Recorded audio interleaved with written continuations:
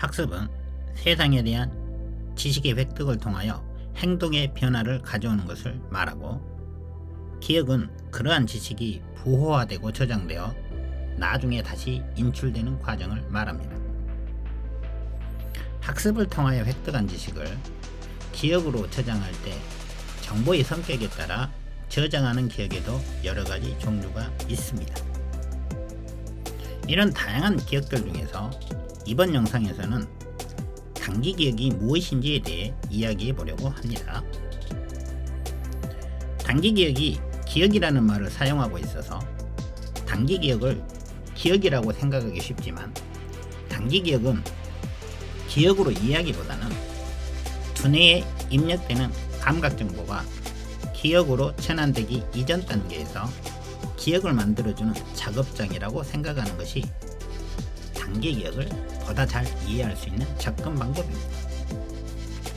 단기 기억은 기억이라기보다는 저장할 기억을 만드는 작업장에 가깝습니다. 우리가 일상적으로 사용하는 기억이라는 말은 오늘 제가 이야기할 단기 기억을 의미하는 것이 아니라 이후 영상에서 다루게 될 장기 기억을 가리키는 말입니다. 단기 기억을 다른 말로 작업 기억이라고 말하기도 합니다. 기억이 지속되는 시간에 초점을 두고 바라보면 단기 기억이라고 말하는 것이고, 기억이 수행하는 기능에 초점을 두고 바라보면 작업 기억이라고 말하는 것입니다. 결론적으로 단기 기억과 작업 기억은 같은 말입니다. 이후 영상에서는 두 용어를 결합해서 단기 기억을 단기 작업 기억이란 말로 부르도록 하겠습니다. 단기 작업 기억이란 짧은 기간 동안 기억을 만들고 있는 작업장이란 의미입니다. 두뇌로 전송되는 수많은 정보 중에서 우리의 뇌가 특정 정보에 주의를 집중하면 바로 그 정보가 단기 작업 기억의 대상이 됩니다. 단기 작업 기억은 저장할 기억을 만드는 기억 작업장입니다. 우리가 일상생활의 정보를 나중에 인출 가능한 장기 기억으로 저장하기 위해서는 이 단기 작업 기억은 반드시 거쳐야 하는 필수 과정입니다. 장기 기억이 만들어지는 과정에서 단기 작업 기억이 하는 역할을 문서 작성을 예로 들어 설명해 보겠습니다. 우리가 목적에 적합한 문서를 작성하려면 우선 문서 작성에 필요한 정보를 온라인이나 참고서적, 기타 전문가들로부터 수집해야 합니다. 이런 과정을 통하여 수많은 자료가 조사됩니다.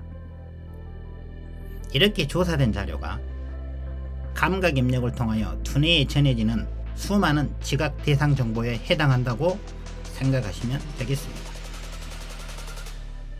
수많은 탐색 정보 중에서 문서 작성에 필요한 적절한 정보를 찾게 되면 우리는 작업 중인 문서 페이지로 해당 정보를 불러옵니다.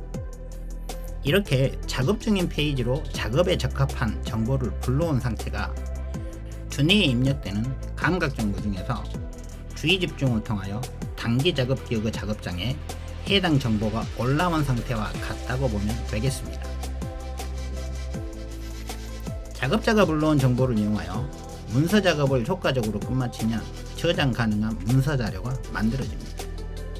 이 자료 작성 과정에서 문서 작업을 하고 있는 작업창이 기억에서 짧은 기간 동안 기억을 만들고 있는 단기 기억 작업장에 해당한다고 보시면 됩니다. 완전히 똑같은 것은 아니지만 이런 비유가 단기 기억을 이해하는데 많은 도움이 될 수 있습니다. 작업을 끝마친 문서는 저장 버튼을 눌러 저장합니다. 이렇게 저장된 문서는 나중에 언제라도 이용할 수 있는 자료로 보관되어집니다. 이런 과정을 통하여 저장 장치에 보관된 문서가 우리가 흔히 기억이라고 말하는 장기 기억이라고 생각하면 됩니다.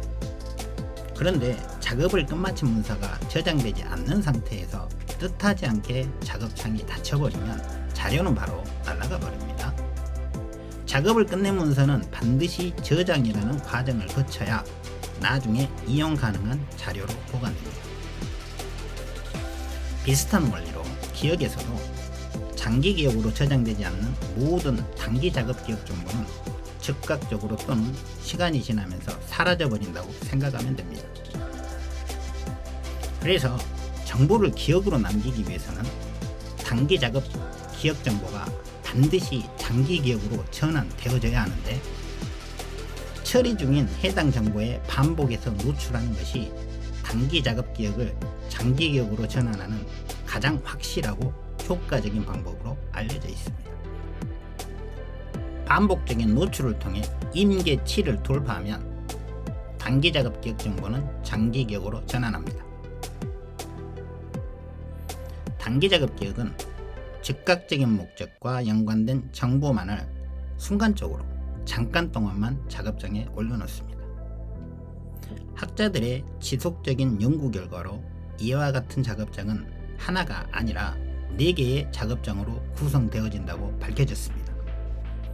이 부분은 과학이 발달하면 더 세분화되어질 수도 있습니다.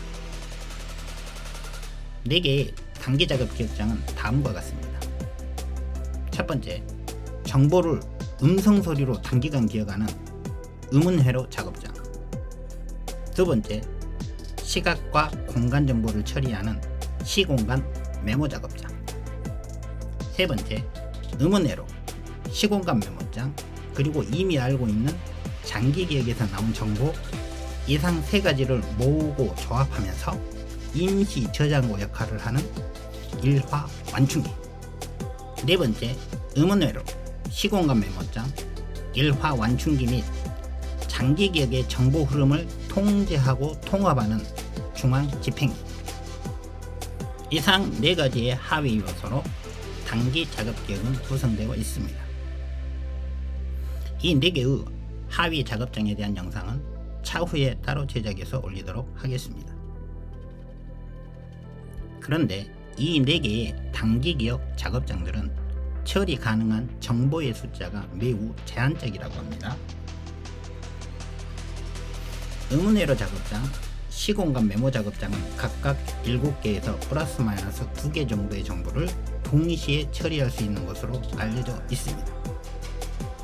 정보의 숫자가 제한적일 뿐만 아니라 제한된 정보 각각의 내용도 실시간으로 계속 바뀐다고 합니다. 그래서 특정 정보에 주의를 집중하지 않으면 다른 정보로 바로바로 정보가 대체되어집니다. 일화 완충기는 하나의 작업장만 열리는 것으로 알려져 있으며, 중앙 집행기도 한 번에 하나의 정보 흐름만을 통제, 통합할 수 있습니다.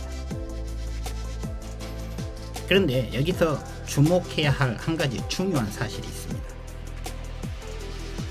단기 작업 기억은 이러한 제약 조건이 있음에도 불구하고 단기 작업 기억이 처리 중인 정보와 관련 있는 장기 기억 정보는 거의 무한대에 가깝게 실시간으로 사용할 수 있다는 것입니다. 예를 들면 새로운 전화번호를 기억해야 하는 상황에서 공교롭게도 그 전화번호가 자기 전화번호와 끝자리 2개 숫자만 다르고 나머지는 숫자가 같다면 그 새로운 전화번호는 쉽게 기억할 수 있습니다. 이러한 사실로 인해 장기 기억은 단기 기억의 부담을 현저하게 감소시켜줄 뿐만 아니라 그 능력을 크게 확장시켜줄 수도 있습니다. 이와 같이 단기 작업 기억은 이미 기억하고 있는 장기 기억의 도움을 받으면 그 능력이 현저하게 확장됩니다.